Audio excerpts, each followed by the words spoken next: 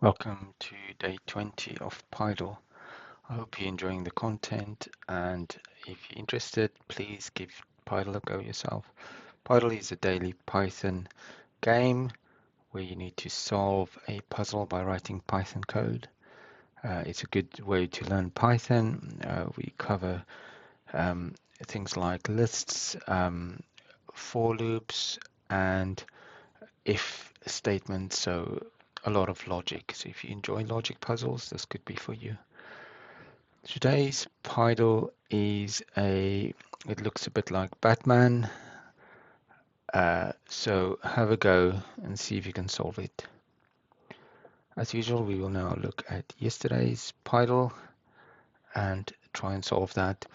You only have 10 lines, so you need to be economical and use loops as much as you can.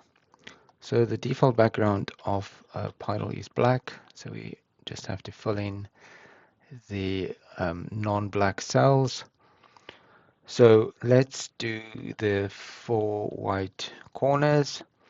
So today I'm going to do for I in, I'm going to do a literal list because you'll see this could be helpful.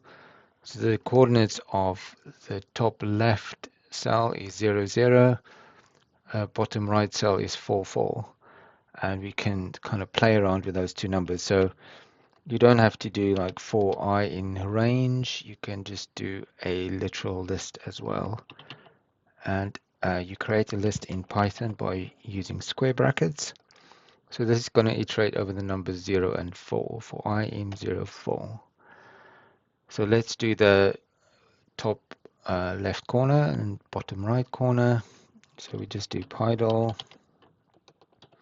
I, comma I, no character, and white.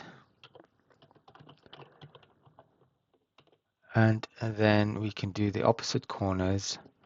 We're doing Pydle for the row number. We can do 4 minus I.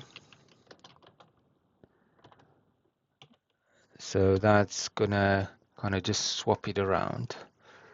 So that's gonna do the bottom left corner when I is 0, and it's gonna be do the top right corner if I is 4.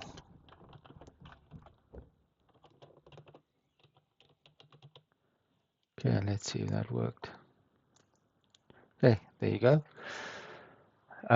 That did our corners. So now for the green, black, and then the red center of the target.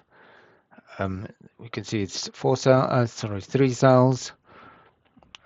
So we can do and 9 cells total. So we can do for I in range 9. So in this case, we do use range. And then we can just basically calculate what those cell values are going to be. So it's basically offset by 1 in the x and the y direction. So we do Pydle 1 plus, and then we do our integer division 1 plus I 3. That's going to give us our row numbers, and then we need 1 plus and modulus for our cells, for our column names. We've got no character. So instead of doing the red separately at the end, we can just have a